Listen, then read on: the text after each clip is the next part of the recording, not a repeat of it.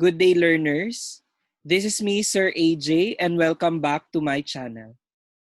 So for today, we will be continuing our discussion of accounting for property, plant, and equipment part 2, focusing on revaluation model. So if you are now ready to learn something new today, this video is for you.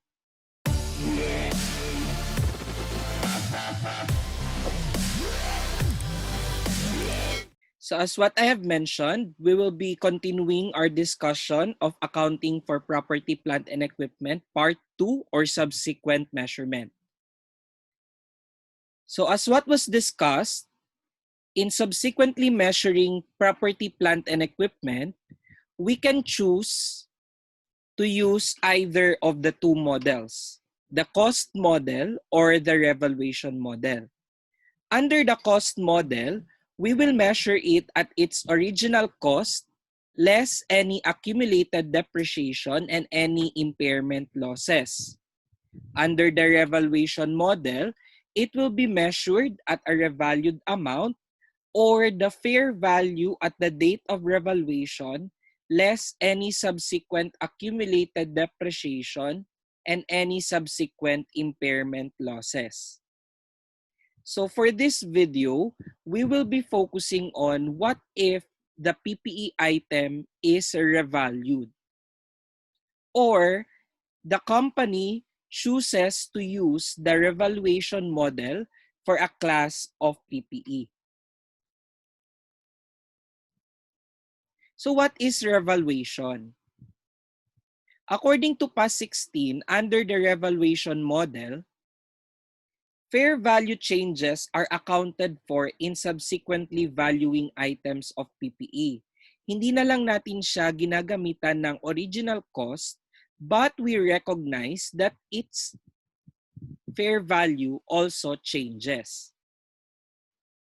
If this policy is elected for a class of PPE, assets under the class whose fair values can be measured reliably shall be carried at a revalued amount or yung fair value nga at the date of revaluation, less any subsequent depreciation and any impairment losses.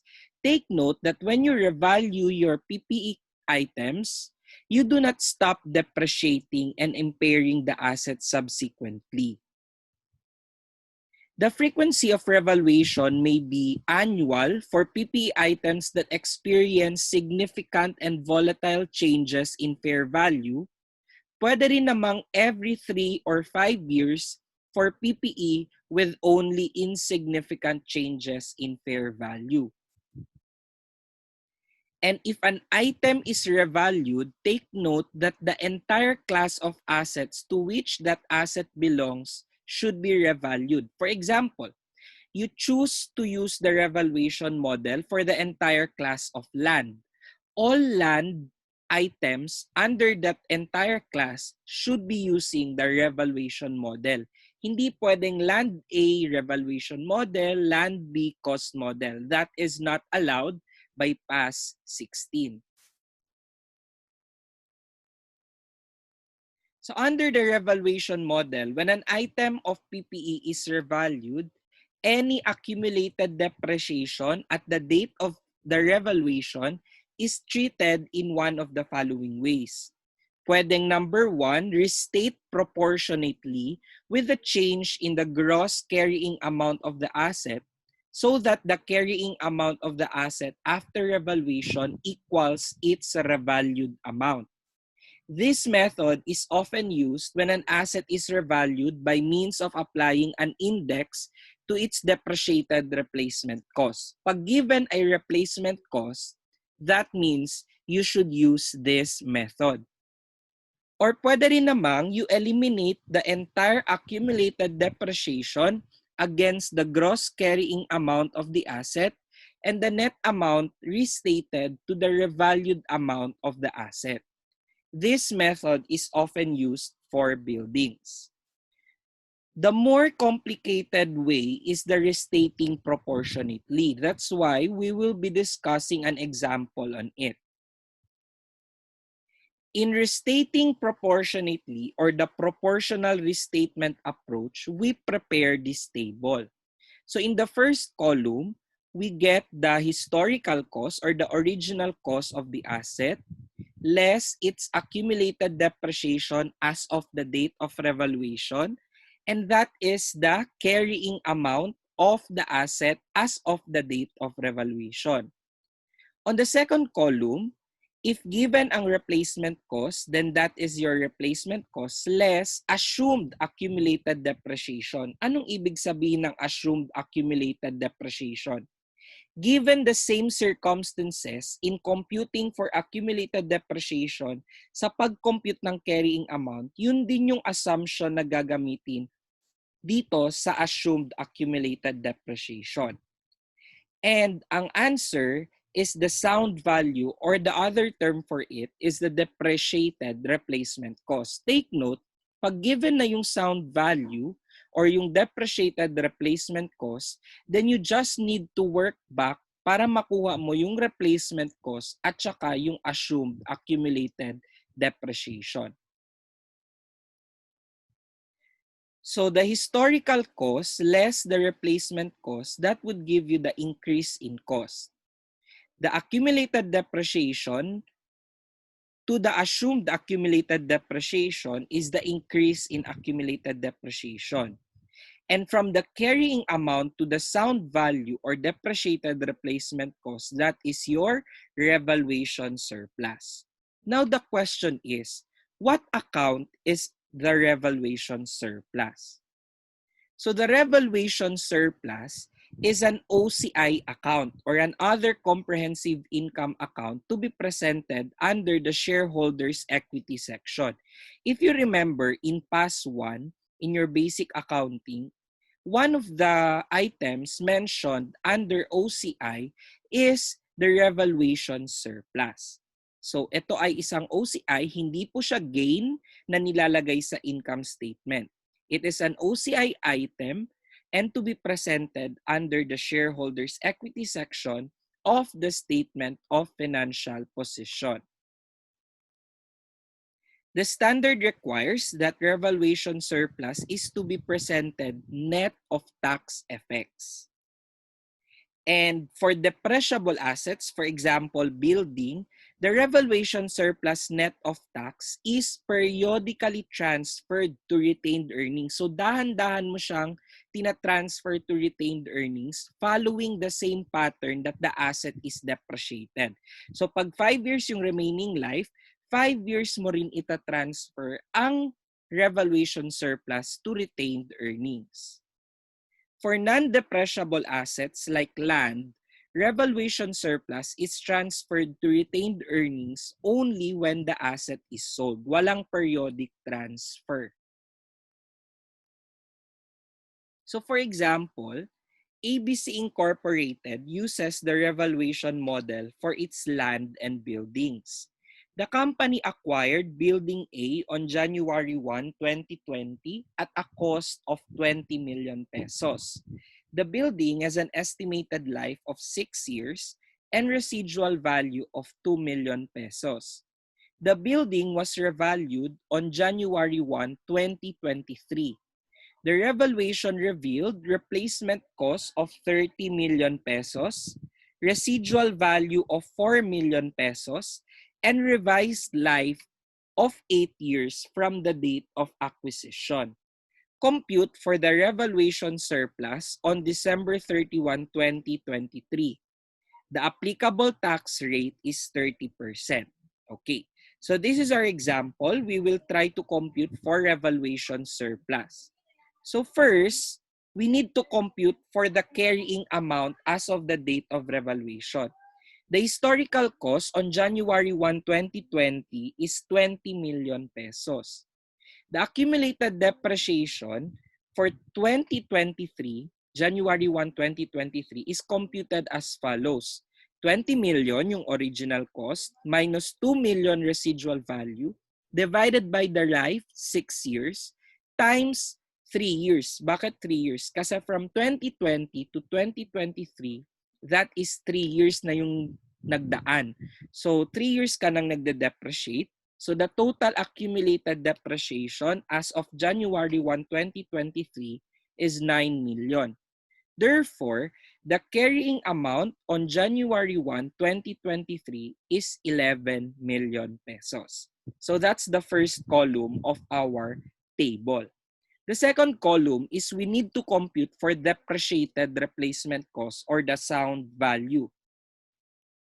First, the replacement cost accordingly is 30 million less assumed accumulated depreciation. Tulad ng sinabi ko sa inyo kanina, parang nagde-depreciate ka lang normally the same way paano ka nag-depreciate kanina, but this time using the replacement cost as your cost. So to compute 30 million instead of 20, assuming 30 yung cost, 30 million minus 2 million yung residual value original divided by the original life of 6 years times 3 years again. So ang assumed accumulated depreciation is 14 million. Meaning that sound value or the depreciated replacement cost as of January 1, 2023 is 16 million. So na-compute na natin ang carrying amount, na-compute na rin natin ang sound value. Ang next na i-compute natin is yung revaluation surplus. Pwede natin siyang i-compute in two ways. First, compute natin using the increases. So ang increase in cost from 20 million naging 30 million, ang increase in cost ay 10 million. Ang increase in accumulated depreciation ay from 9 million yung original, naging 14 million. So ang increase ay 5 million. Therefore, the revaluation surplus on January 1, 2023 is 5 million pesos. Pero pwede mo rin siyang i-compute in a way na the sound value kasi daw is 16 million pesos and the carrying amount so far is 11 million. So from 11 to 16, ang idadagdag mong revaluation surplus ay 5 million pesos. So that's how you compute for revaluation surplus. But take note, this is January 1, 2023. Ang question is on December 31, 2023.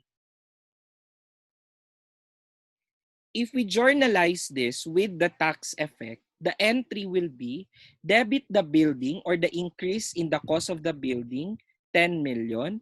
Credit accumulated depreciation or yung dagdag sa accumulated depreciation na 5 million.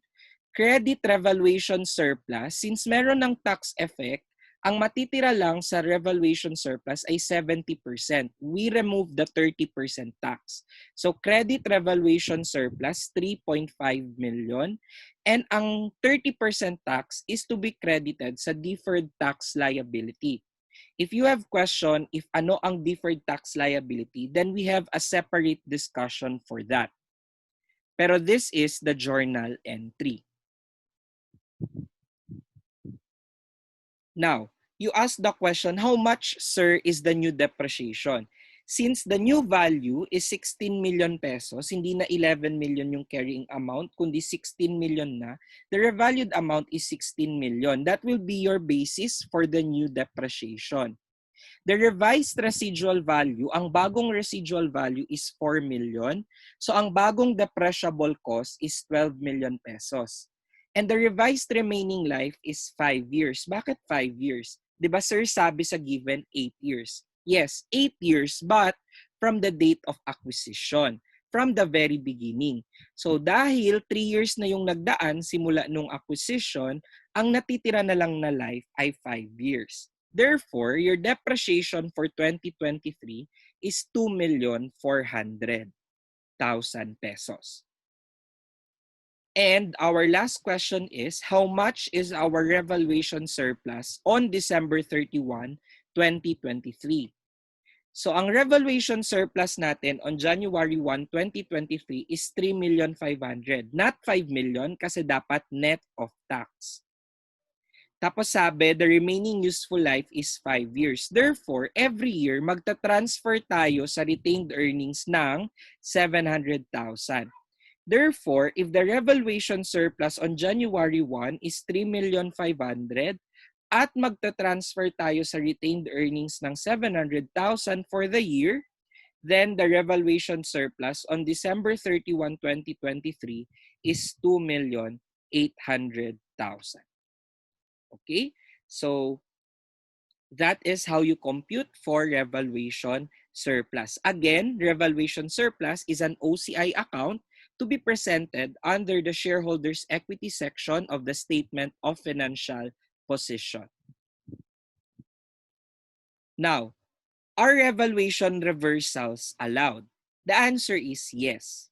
But if a previous revaluation increase is reversed due to changes in the fair value, the decrease is first close to any existing revaluation surplus. So for example, dati nag-record ka ng revaluation surplus. Tapos ngayon, bumaba yung fair value. So any debit is first close to revaluation surplus. Kung zero out na yung revaluation surplus, any excess is debited to impairment loss, which is recognized in profit or loss. Now, it is important to separate the two because revaluation is an OCI item, hindi siya nag-a-affect sa profit or loss, while impairment loss is a profit or loss item. So again, you first close any existing revaluation surplus and then any excess debited to impairment loss. Likewise, if a previous impairment loss is reversed, so kunwari dati may impairment loss ka, the increase is first credited to gain on reversal of impairment as part of profit or loss to the extent of the prior impairment loss as what we discussed nung previous video. Kung na-reverse ang impairment, then ika-credit natin siya to gain on reversal of impairment. Any excess is credited to revaluation surplus, which is to be recognized as other comprehensive income.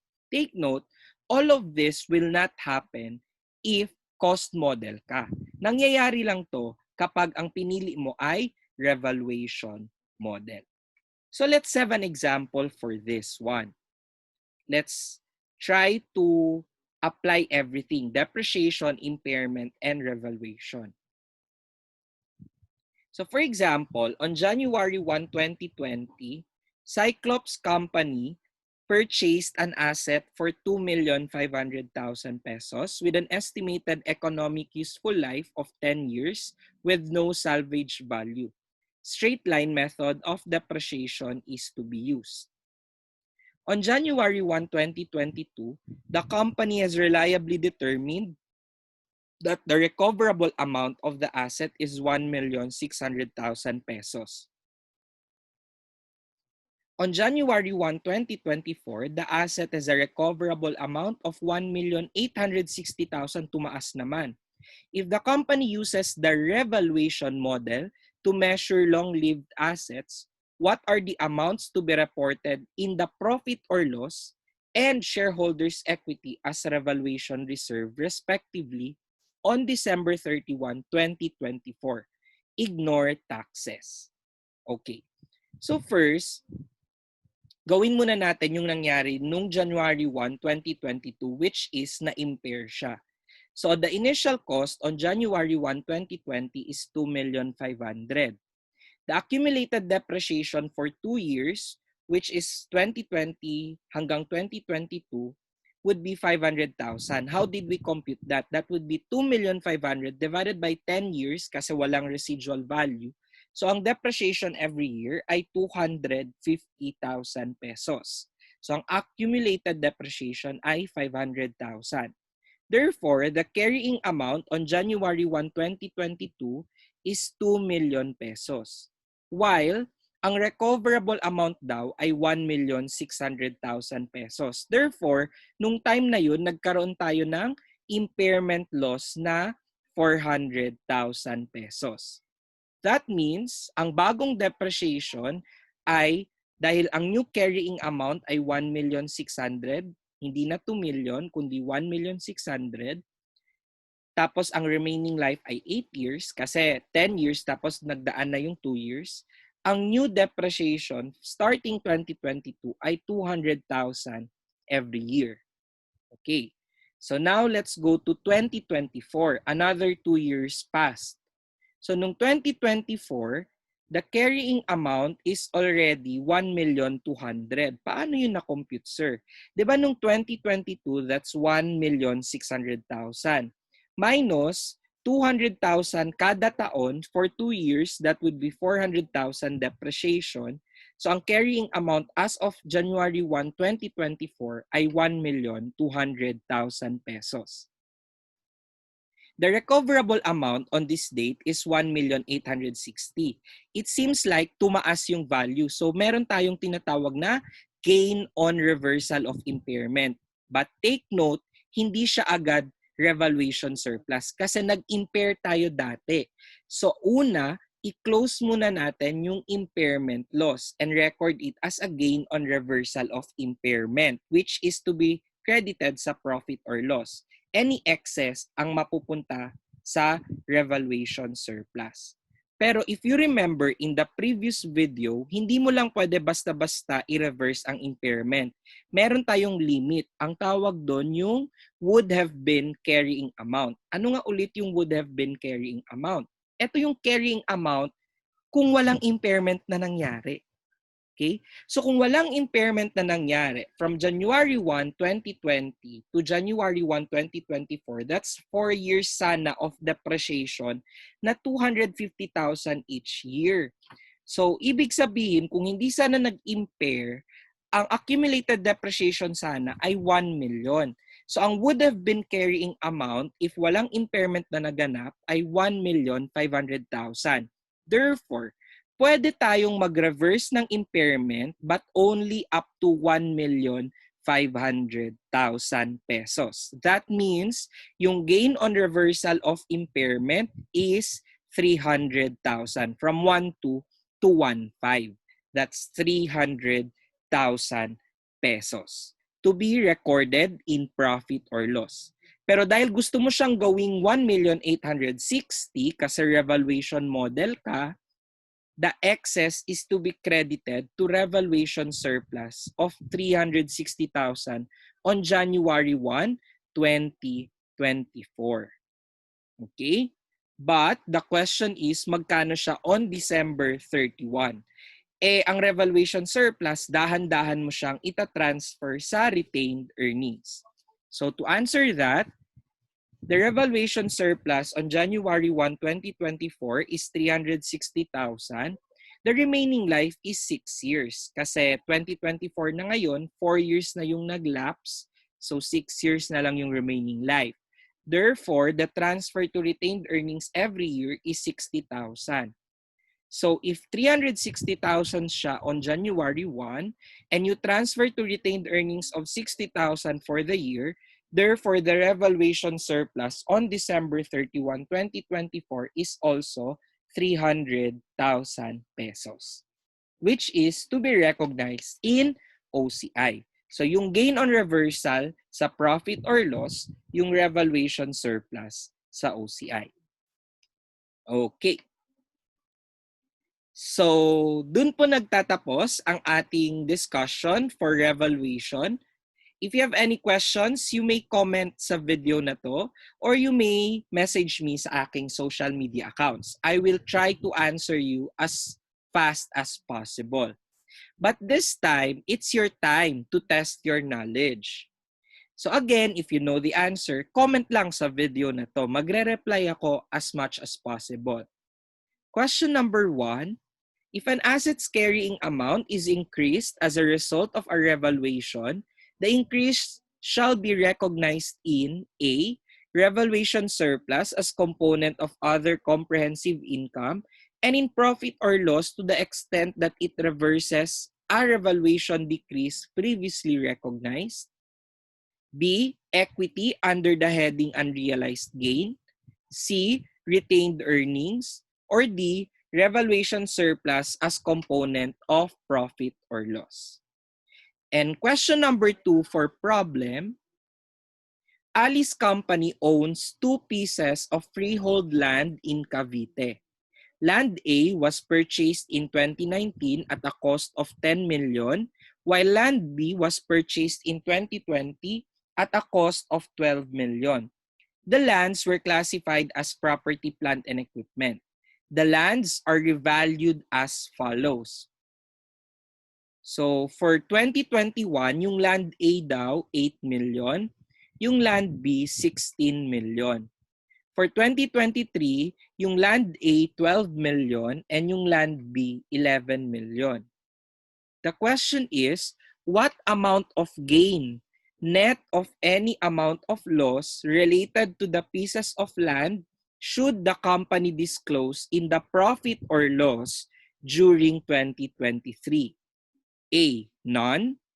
B. 1 million. C. 2 million. Or D. 3 million. If you know the answer, comment sa video na to.